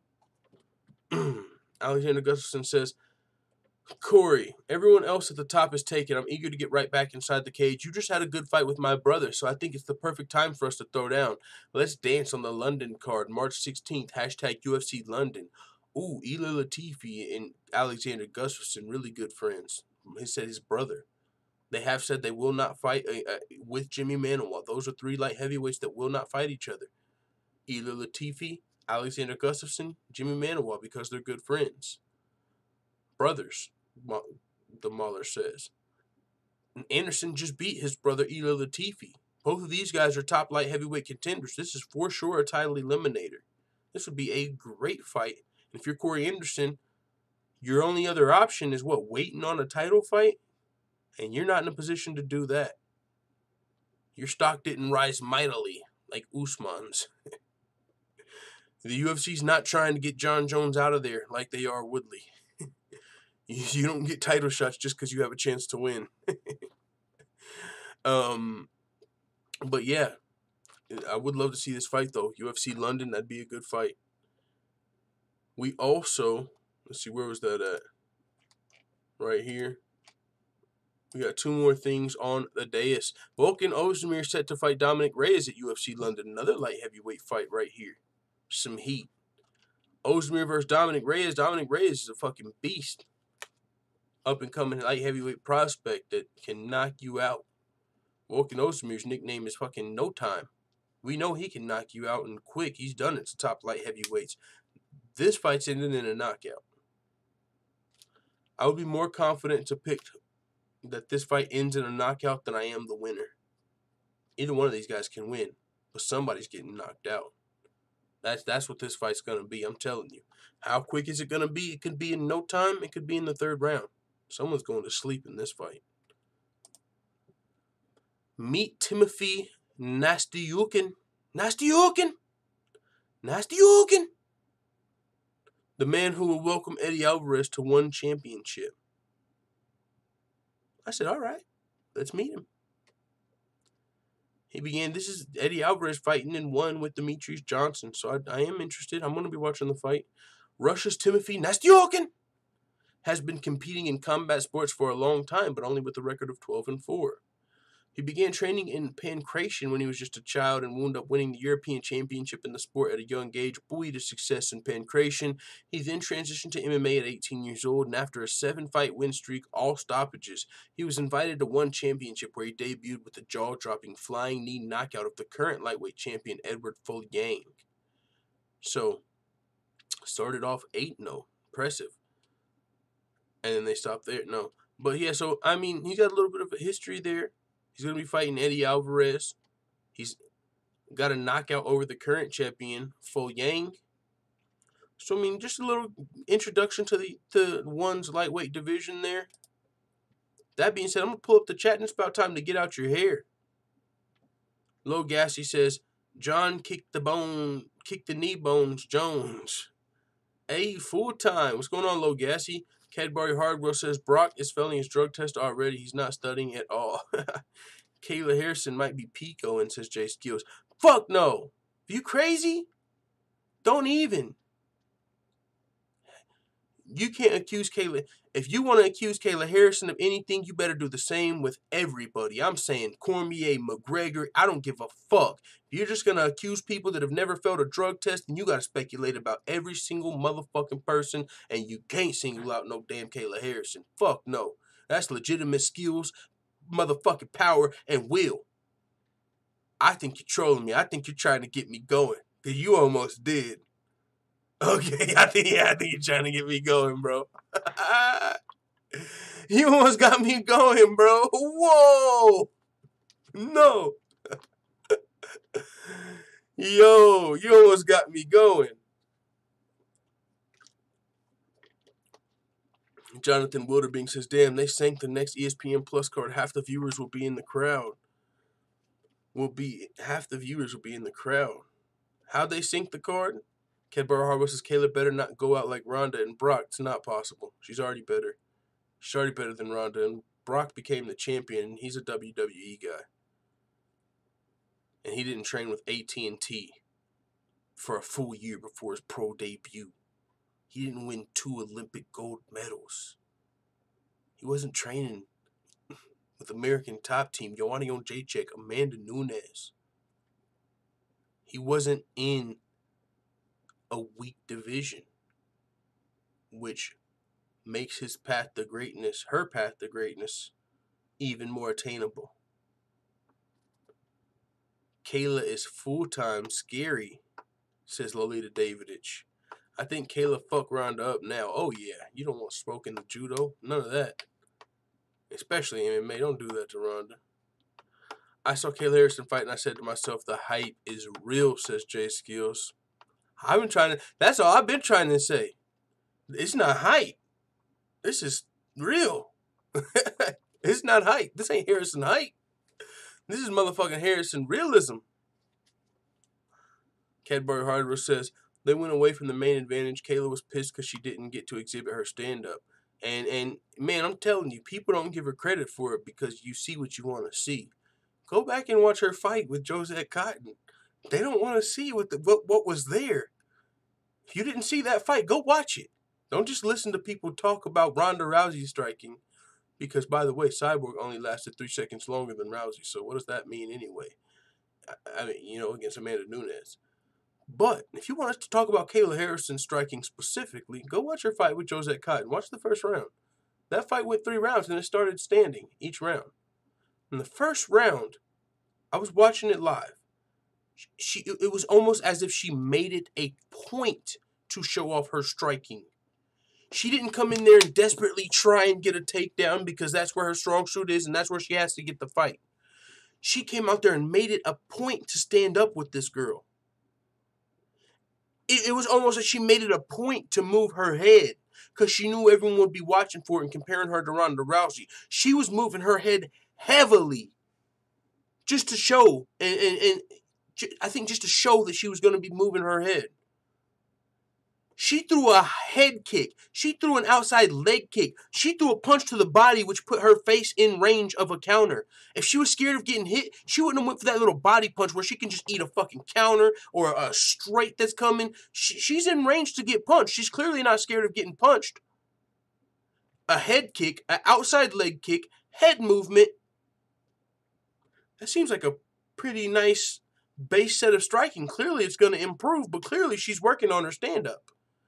Clearly, she's not ignoring her stand-up. So, hey, it is what it is. Would Ronda Rousey beat Josette Cotton? Infamous MMA, I don't know. That'd be an interesting fight. I don't know. I don't think so. She's not as strong as Kayla. I really don't think so. Yeah, that's interesting. That would be a decent fight, though. I would like to see that fight. That's something Ronda. It's clearly would never happen, but boy, I like it. Full time. Do you have any comments on this? Says given your name. What am I about to pull up? Should I even? Is this stream appropriate? Let me pull this over here. Man, oh, I talked about that on today's show. Yeah, we talked about that earlier. Poliana Viana beating that dude's ass with the fake gun. That dude. Yeah, I talked about that earlier. That dude was dog shit. Like world's dumbest criminal. Fucking skinny chicken leg motherfucker. Just piece of. Did you see the toy gun? Yeah, we talked about that on today's show, bro. If you haven't seen it, but yeah, that was pretty funny. But yeah, man. John Doe says, yeah, he did. Gary Kendrick Jr. says, what's up, family? John Doe, what up? But boring, I guess, for Socialist Cat Barry Hardwell. Yeah, man. Well, that's it for the second show of the day. We did 2.5 hours earlier. We did 2 hours today. Hey, so while I'm at work, if you missed yesterday's show, you can rewind that one. You missed this one, came in late, you can check this one out if you want to. With that being said, man, thank you guys for coming through. It's been awesome. Rose Namajunas is officially going to be fighting Jessica Andrade. Derrick Lewis versus Junior Dos Santos headlining in fucking Kansas. I'll be there. Holy shit. That almost didn't even make sense to me that a fight of this magnitude would be headlining in Kansas, because I'm going to be there and it seems too big. Like this, I would literally take this for a pay-per-view. Like, what? Junior Dos Santos versus Derrick Lewis? I want to see that. Can't wait for that. So yeah, man, I appreciate everybody coming through today. That's it for the show, man. It is what it is. Let the full-time family know what you think in the comments. I'm out, guys.